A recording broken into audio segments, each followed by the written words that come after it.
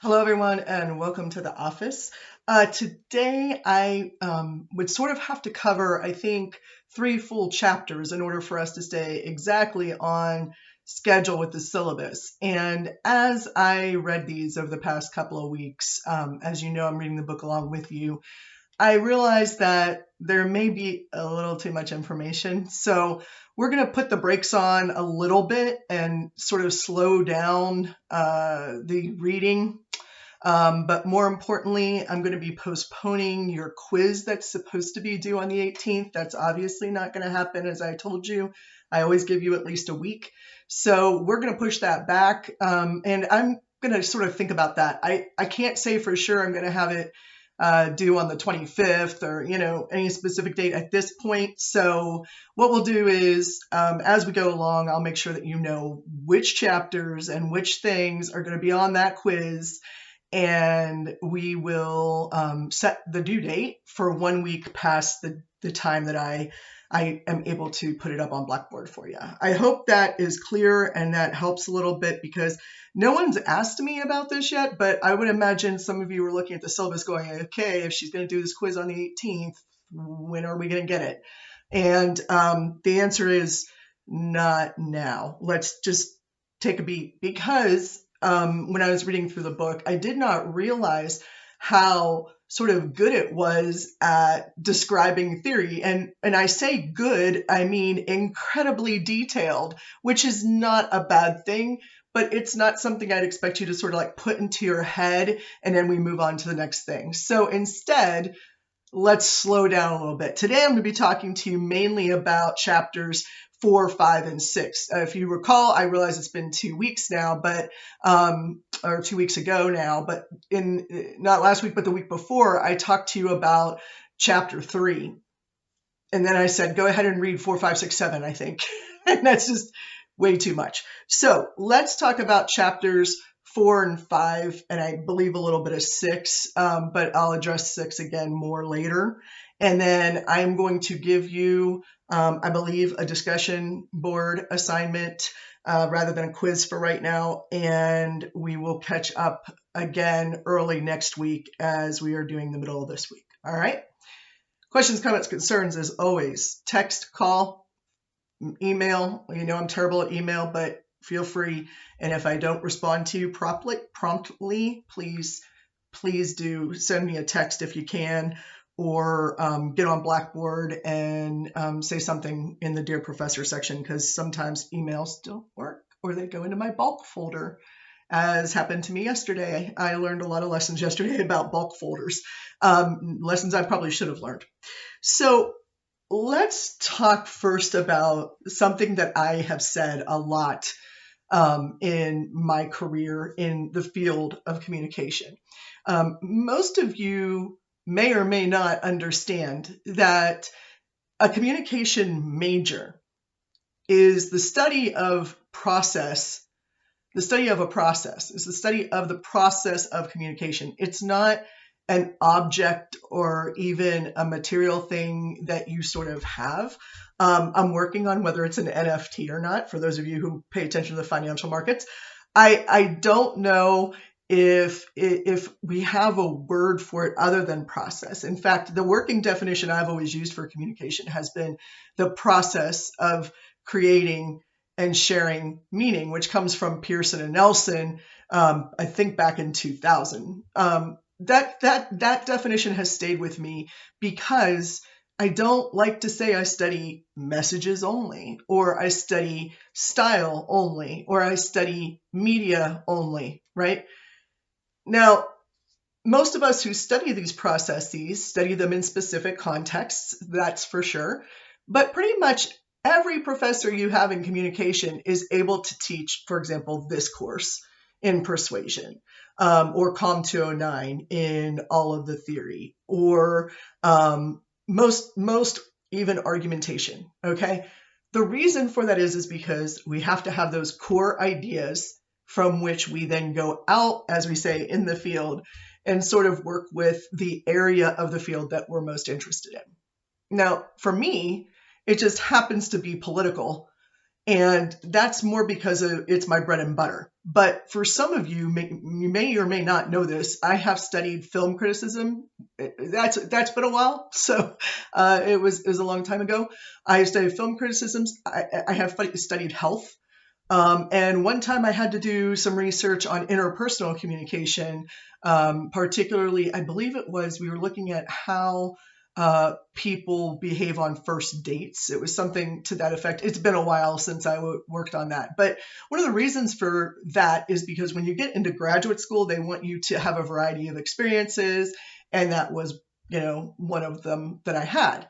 That's not to say I'm an expert in those areas at all, by the way. I do consider myself an expert more in political communication than anything else. And what's fascinating to me is that I picked this book because it wasn't so theory driven that I thought we'd get lost in just processing theories and methods, but it sort of gave these long explanations and examples of how those theories are in practice, which is great. What I didn't realize when I ordered the book was how much it focuses on political feelings, particularly in the attitudes, chapters. You've probably noticed that. Now, the good news is for all of us is that they also reference soccer, and I can just pretend that that's actually, American football, since that's my bigger sport. But we can all relate, and race, and we can relate to those things very easily. So hopefully the political stuff is not putting you off too much. And actually, I'm learning a lot. The second thing that I say a lot about the communication field is that we I'm stuttering today. We study bastardized psychology. And people used to get so mad at me for saying that, but it's true, okay? In some ways, it's true. We cannot make any psychological evaluations or claims based on what we do. That's not our job. That's for psychology. We take one tiny piece of it and think that we can come up with answers. And that's sort of what chapters 4, 5, and 6 are struggling with, because persuasion has to be related to cognitive processes, which sort of leads into the psychology area of study. And so we do have that little bit of crossover there. And I don't want us to run away from it, but I certainly don't want us to think that this somehow helps us, evaluate somebody's psychological personality or something like that. We know that these are being talked about in the context of persuasion communication. Okay. All right. Those are the two things I wanted to mention, because when I was, a little older than you, but still much younger than me now, I used to throw these terms around a lot. And that's fine if you're talking to a bunch of other PhDs. But if you're talking to, people who are new to the field, it's probably pretty disconcerting to pick up a book and be like, why am I reading about the psychological processes of attitudes? Well, it's actually pretty important. And if you've read the chapters at this point, or the first two, or even the first one, you understand why that's the case. They do a very good job. Perloff does a very good job of explaining what attitudes do in the context of communication studies. Okay, and that's key. So the first thing we needed to know was, what are attitudes? And these, I want you to understand, the definitions that he sort of sorts through are definitions from himself and others about what defines attitudes, particularly in terms of what we need to know. Okay, so we know that they are indispensable parts of the persuasion process on both the receiving end and on the creation end. We know that they are not the same thing, and this is important. We know that they're not the same thing as beliefs and values. Now, this book, in my opinion, Perloff does the best job of explaining the difference between a value, a belief, and an attitude. I have read books where they tried to make a distinction between those three and they just couldn't. It sounded like exactly the same thing. But I feel like Perloff does a really, really good job of explaining those differences. He says that they're, and I wanted to get this quotation right, a force or quality, of the mind. A force or quality of the mind, which is interesting. Attitudes both propel us, motivate us to do things, and also help us judge or evaluate things. So it's the mental and the emotional side of getting people to act or change. All right. But we can't see people's attitudes, can we? We can't always tell somebody what our attitude is. Instead, as Perloff acknowledges, we have to infer that from their behaviors or their communication practices. Now, it's not our job to sit around and figure out who's got a bad attitude or the right attitude or a good attitude or whatever other descriptor we want to use. That is not a part of our job. Instead, it's our job to infer for the purposes of understanding where somebody's coming from in the persuasion environment so that we can better persuade. All right. So they're only inferred. We can only guess what people's attitudes are. Sometimes people can guess what my attitude is very, very easily. I love my Steelers. Don't mess with that. I don't know if that's an attitude. I love sports. That's an attitude, I think. I mean, figure out sort of, even figuring out for yourself what your attitudes are is difficult. Here's what we know, though. We know that they're learned. We know that they are he says global, I would say almost universal. And by that, I mean our entire mentality, our entire behavioral system, etc. But mostly our emotion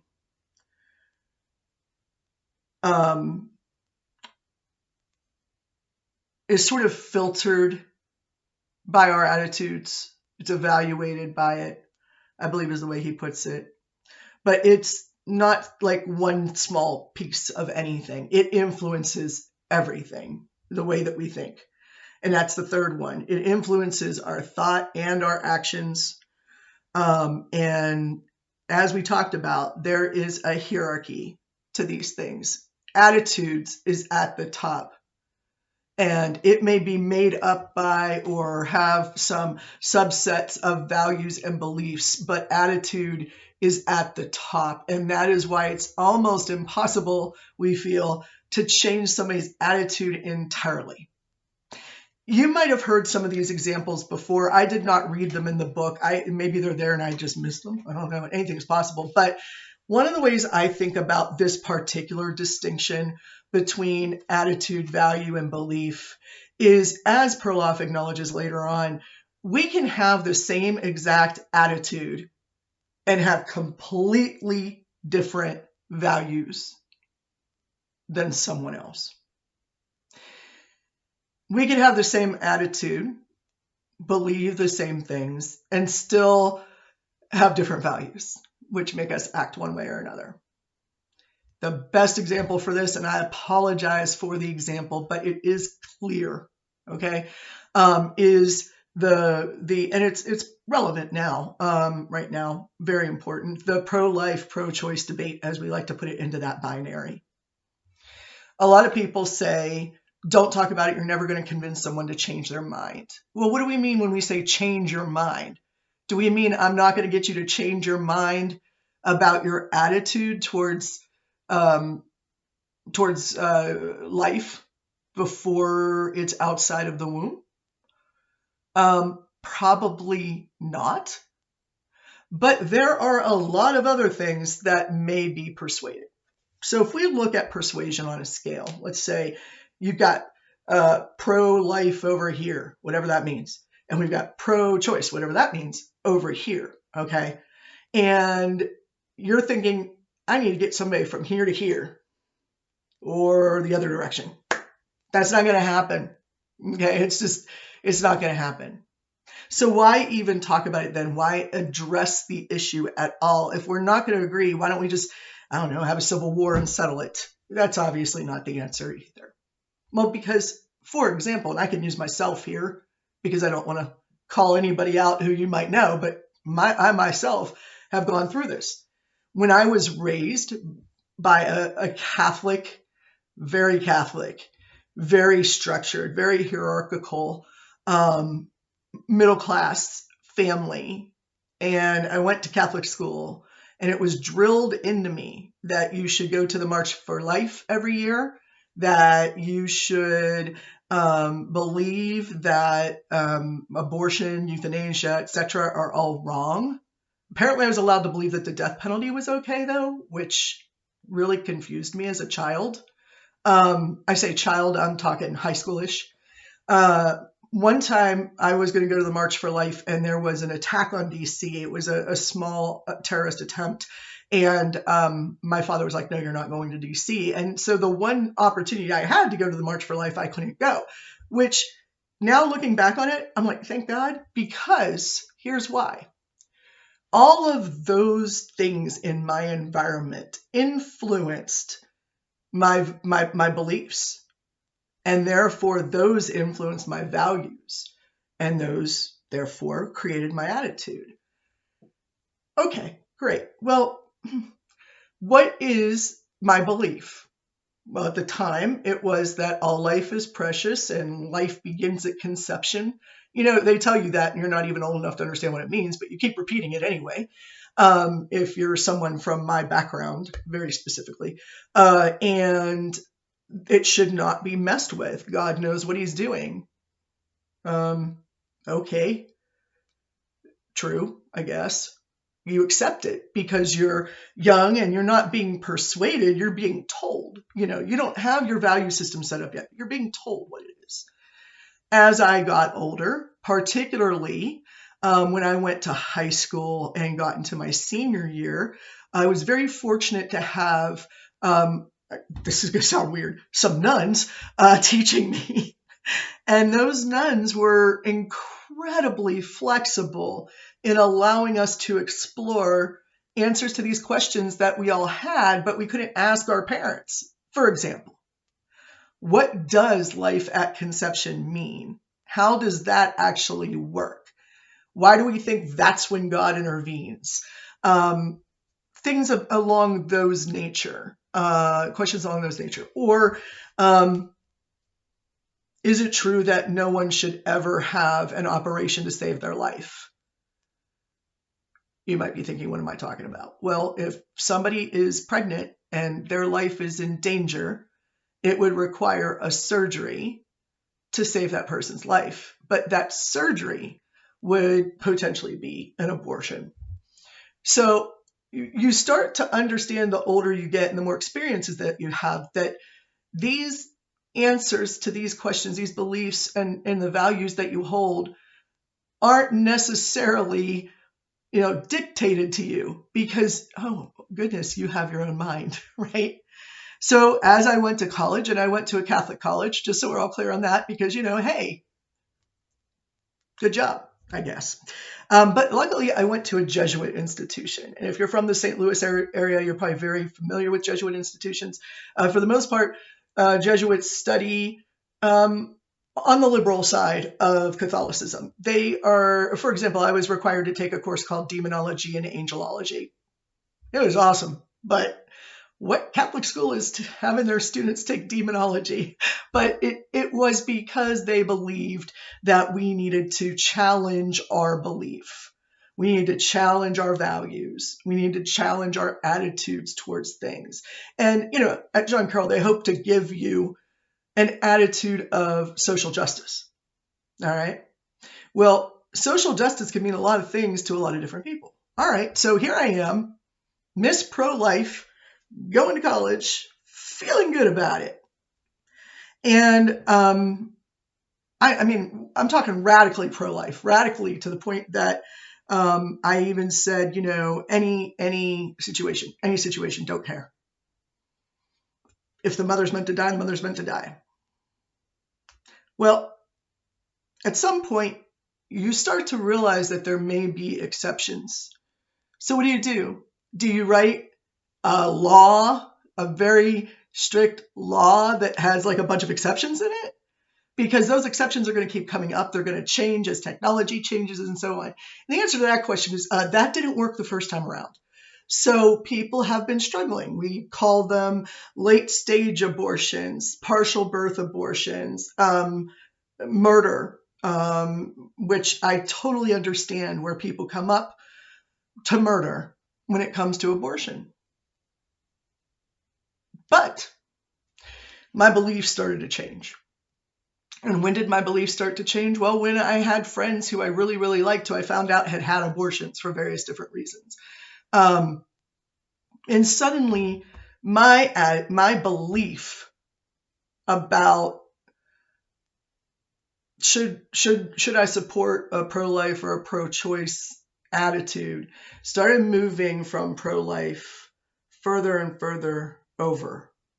Now, I'm not going to tell you that I'm a radical pro-choice person, but what I can tell you is that some things I disagree on with the pro-life side, right? For example, I don't like wars. For example, I don't believe in capital punishment. I mean, I know it exists, but I don't believe in supporting capital punishment. And every day of my life that I'm in the United States of America, I am supporting capital punishment because it's legal, right? So every day I'm doing that. And that makes me sad. So obviously one of my social justice fights, of course it was to get somebody off of death row back in the early 2000s. I want to say it was 2002. His name was Joe Amrine. And it was an amazing experience. We got him off of death row in Missouri. It was amazing. He was innocent, by the way, just so you know, that's why. So I took that belief and that value that I have and the attitude generally towards life in general and social justice and said, that's it. I've got to take some action. And we managed to persuade the governor to look at the case again. Amazing, beautiful, wonderful. Am I saying pro-choice? Well, as we all talk about it in terms of abortion or not abortion, apparently. Not you guys. I'm using the royal you. Everybody. That's how it is in our public discourse. Let's put it that way. So no one's ever going to get me to say I totally 100% support abortion. But you're definitely going to get me to say that I understand that many people have a lot of different beliefs and values than I do. And they may respect life 100% as well in the same exact way. But they are not going to be able to translate that to, say, supporting a law that outlaws almost all abortions. Okay? I'm not able to say that I would be okay with that law. Other people, like my mother, are very angry with me about that. And so, of course, that's not a debate in our house when I go back to visit. But, we all have different, and my mom has 4 kids. And all of us are in different places on that spectrum. All of us went to Catholic school for grades 1 through 12. All of us were raised by my father and my mother in the same household. We all had the same pets. We all did the same things for the most part. We each played a sport. My sister played piano. I did debate. My 2 brothers just played another sport. So that's sort of a real question at that point. How do you have 4 people who have the exact same experiences, are told the exact same values and beliefs, told to have those, come up with the same attitude of respecting life, and then completely different values and beliefs that lead to action? I know I used myself as an example, and I'm only doing that because I don't want it to be personal for everything else. Also, I will say that the structure, as Perloff points out, of that of the attitude, excuse me, it does involve both the cognitive and the affective. So what we know and how we feel about it, right? And then he says that it also comes out in different ways in the messaging that we receive. Cognition, for example, is based on usually scientific evidence, things that are right in front of you, things that you can see, empirically know. For example, smoking ads. If you know all of the dangers of smoking, you're going to be usually persuaded not to smoke. Now, if you know all of them and you still smoke, that's also cognition. That's a choice, right? Affect, on the other hand, is a little bit more amorphous. It's difficult to understand, and it's mostly impacted by the symbols. Perhaps a social status symbol, perhaps a literal symbol like a Mercedes, right? I dream cars. Or perhaps it is a symbol that is known as an ideological symbol, which a famous researcher back, I guess when I was in your age, Michael, was researching the ideograph. What is the ideograph or ideograph, depending on who you were taught from? Well, you take a picture or a symbol of any kind, and people attach their ideology to it. Okay, and that is sort of the effective side of the structure of attitudes. So your attitude has the cognitive side and the affective side. All right, that leads Perloff into social judgment theory, and that makes sense. Social judgment theory is not that hard to understand. However, it is complex. So if you say to me, hey, I'm going to do this study and we're going to use social judgment theory, I'm going to be like, that makes no sense. Does not compute. What do you mean? Which part of social judgment theory are you looking at? Because you can't look at all of it, okay, at one time. So let's talk about theory, social judgment theory. And this is, how do we apply social judgment theory? Where does it come from? And he talks later in how to test it. We're not going to get into that today. Instead, let's just talk about what social theory looks at, social judgment theory, excuse me. Well, social, other people, the little o other, and judgment. How is it that we are judged? How is it that we are judging? Theory. So let's first look at some of what the functions are in social judgment theory. We have to look at knowledge. They're utilitarian in nature, like we sort of have an end run. It's social adjustive, social identity, value expressive, and ego driven. Or ego defined. I can't remember which way he said that. What does that mean? Social judgment theory has always seemed to me to be sort of saving face for myself or someone else. Okay. Whenever I come into conflict with someone, especially, I am very much the type of person to say, this is how it is, end of story. Why can't you just accept that? I am Dr. Dinesh Buskirk. I have a PhD. Accept what I say. Right? Like really rely on that authority. And that doesn't always work. You can't go into a China shop riding a bulldozer, as they say. So what is it that we have to navigate? What do we have to look at? And it's those things. What's the end outcome going to be? How do I work within the environment, the social environment? Who is the person I'm trying to persuade? Who am I in that role of, what values am I going to rely on? And how do I make sure that the other person feels that making the choice to take action or to be persuaded also is good for them. It'll make them look good. All those things go into social judgment theory. I always looked at it again as a saving face thing, or as sort of definitely the identity, right? I don't want to hurt anybody's feelings. Translates to, I don't want to bruise their ego, right? You don't want to tick somebody off before you even get to the request. Sometimes people call this buttering someone up. That's not at all what it is. You're just laying the framework for how you want the person to think.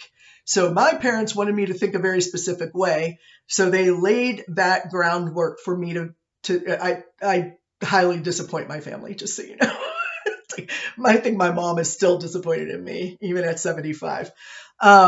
We violate the social expectations, the judgment expectations sometimes. So social judgment theory, you look at a communication process, messages, a situation, you have to consider the environment, you have to consider everything else, and then you can use it to evaluate the communication specific thing that you are interested in.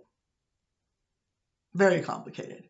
Within all of that, remember I said laying the groundwork or the framework? I mean, you have priming, you have, I forget what the other words were that he used, but essentially he breaks down how you can prepare, if you will, somebody to believe one thing over another. You get them into the right attitude, and you can get them to believe you and to be persuaded by you. All right. The next chapter goes into a whole other theory. So what I'm going to do, since this is at 30 minutes already, is I'm going to go ahead and stop here and do another video moving us into, I believe it is going to be reasoned action theory, which is one of my favorites. So let's first keep our focus on social judgment theory for right now. Here is your assignment. Your assignment is on the discussion board. There will be a question. I want to know what ideographs or ideological symbols get you to respond. For example, wedding rings. How do you respond to those? Is that important to you? It's really not seeming to be part of the public discourse as much as it used to be. But what are some things that are? Let's see. A Nazi symbol, the Confederate flag. No, I'm not equating those by any means. The American flag that we currently use. What is the Don't Tread on Me flag?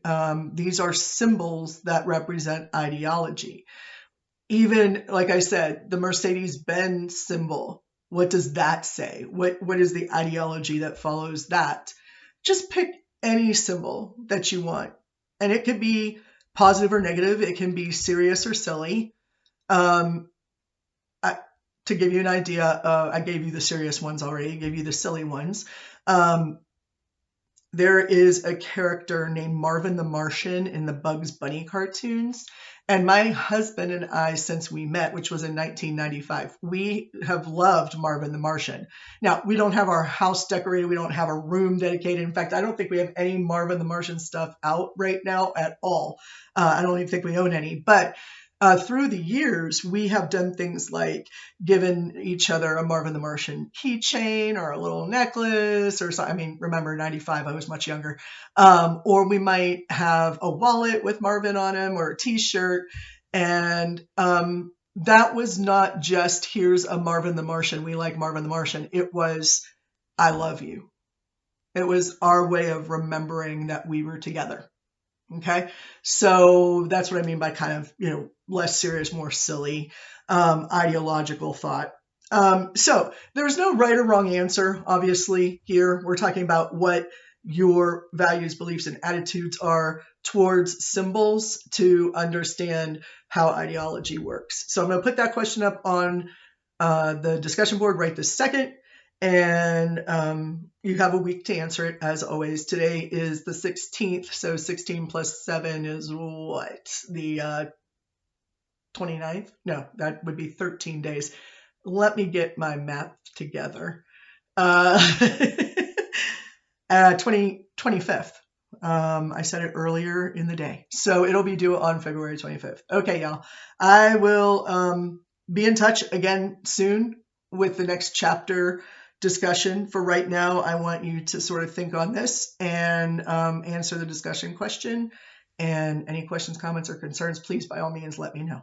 Have a good one. Stay safe.